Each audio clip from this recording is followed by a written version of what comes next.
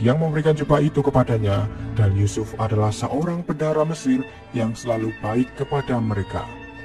Mendengar perkataan Lawi, Yakub pun langsung lemas dan bahagia karena penantiannya selama ini akhirnya akan segera berakhir.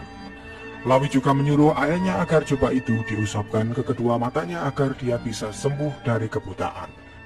Dan ketika Yakub sudah mengusapkan ke kedua matanya langsung kembali seperti semula, dan ia juga melihat kakek-kakek yang saat itu juga mendatangi Yusuf di sumur.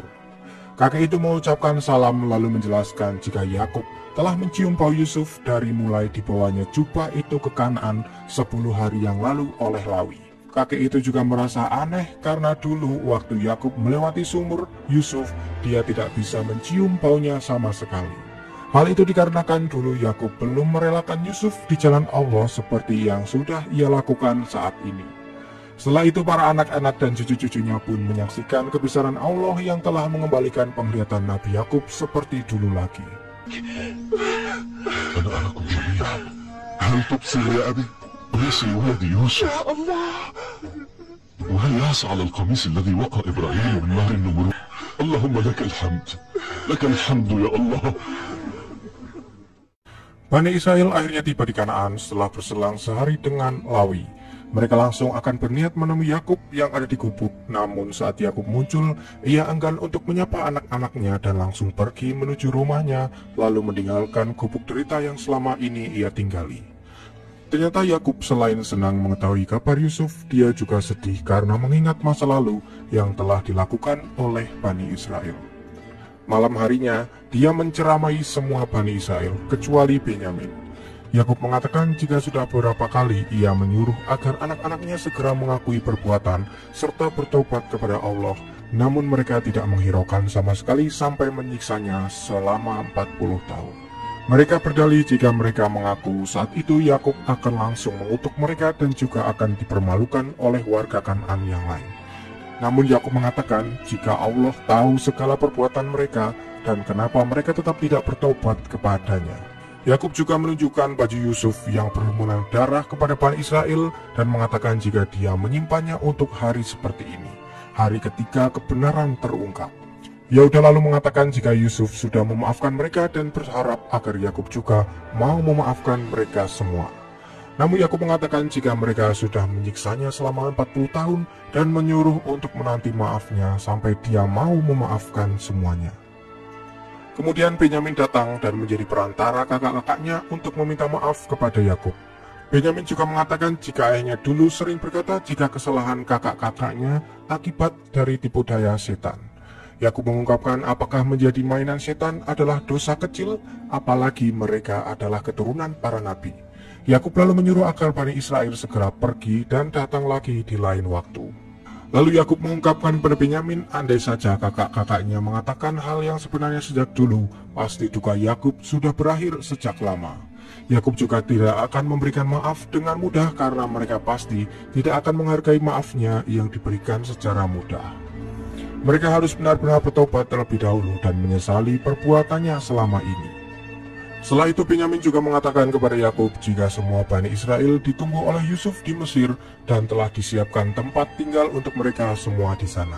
Yakub pun sangat berbahagia mendengar kabar itu dan menyuruh mereka semua segera menyiapkan semua barang-barang dan pergi keesokan harinya. Esok harinya Yakub berpamitan kepada warga Kanaan dan segera menuju Mesir bersama semua keluarganya.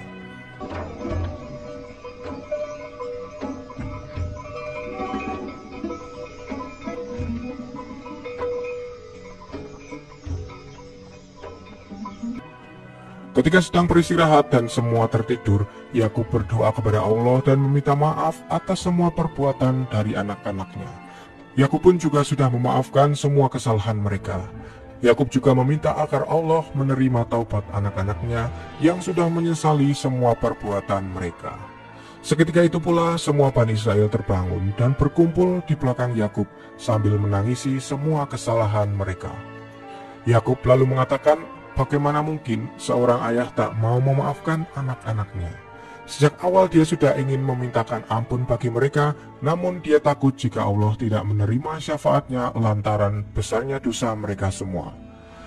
Keesokan harinya mereka pun melanjutkan perjalanan menuju Mesir hingga akhirnya sampai di perbatasan negeri Mesir. Sesampainya di sana, para penjaga pun menyambut mereka dan segera melaporkan kedatangan mereka kepada Yusarsif yang berada di istana. Yusarsif yang mengetahui kabar gembira itu langsung berbahagia, dan Akhenaten juga ikut bergembira atas datangnya Nabi Yakub ke Mesir. Sang ratu juga mengungkapkan semoga kedatangan Nabi Yakub membuat masa paceklik di Mesir akan berakhir. Yusarsif pun langsung pergi untuk menyambut Yakub dan semua keluarganya di pintu masuk kota Thebes. Sementara itu Akhenaten memerintahkan Huramuf untuk mengabari semua warga Mesir dan menghiasi kota serta menyambut kehadiran Yakub dan Bani Israel. Seluruh warga Mesir pun langsung membicarakan itu dan menganggap bahwa semua kerabat Yusarsif adalah kerabat mereka juga, karena Yusarsif adalah orang yang telah berjasa besar bagi mereka semua dan warga Mesir. Mereka pun tak sabar untuk menyambut kehadiran seluruh keluarga Yusarsif yang telah berpisah selama 40 tahun.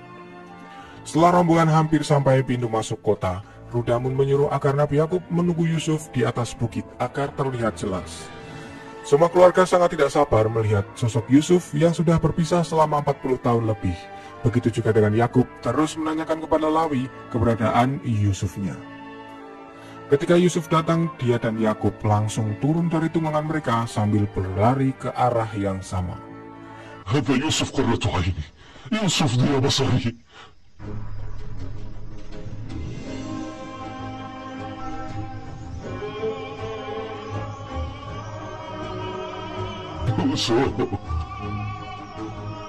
يوسف ولدي يوسف ولدي.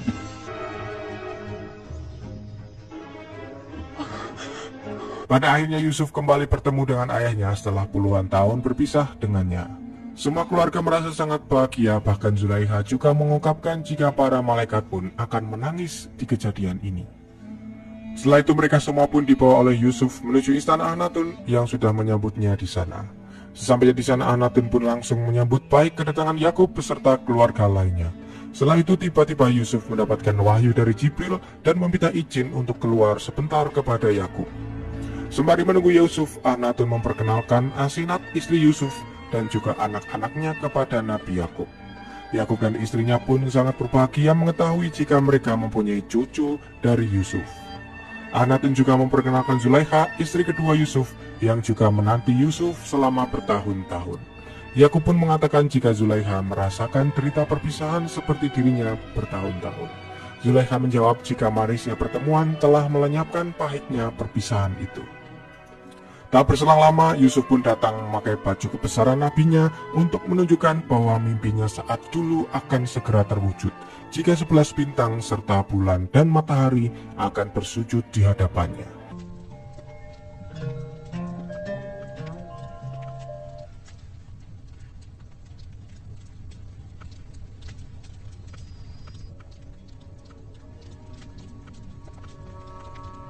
Yakub pun langsung mengatakan kepada Bani Israel jika mimpi Yusuf pasti akan terwujud dan hari inilah yang dijanjikan oleh Allah jika mereka semua bersujud di hadapan Yusuf. كنت مستغرقا في مشاهدة النجوم والشمس والقمر. الشمس الذي كتب عليها أن تسجد لك القمر ومعه 11 كوكبا. Yakub lalu mengatakan kepada Yusuf jika takwil mimpinya sudah terjadi dan Yusuf pun melihatnya secara langsung takwil mimpinya semasa kecil. Kemudian Yusuf mengatakan kepada Bani Israel jika semua ini adalah karunia Allah kepadanya. Kemudian datanglah kakek-kakek yang memberikan pesan jika nantinya setelah Nabi Muhammad datang, umat manusia akan makmur dan terbebas dari kezoliman seperti rakyat Mesir. Dia juga mengatakan jika setelah Nabi terakhir datang, Sang Juru Selamat juga akan datang dan di saat itu, dunia hanya akan ada satu pemerintahan. Yusuf pun meminta agar menyampaikan salamnya itu kepada mereka semua. Di saat terakhir, Yahuda masih kembali dipermainkan oleh setan dan bertanya kepada Syamun, siapakah yang akan menentukan masa depan Bani Israel, dirinya atau Yusuf? Syamun pun menjawab bahwa jelas Yusuflah yang akan menentukan masa depan Bani Israel. Namun Yahuda mengatakan jika sejarah manusia akan mencatat kelak Bani Israel akan dipanggil Yahudi, bukan Yusufi. Dan di hari ini memang Bani Israel di negeri Syam disebut dengan bangsa Yahudi seperti apa yang dikatakan oleh Yahuda. Dan akhirnya film pun tamat.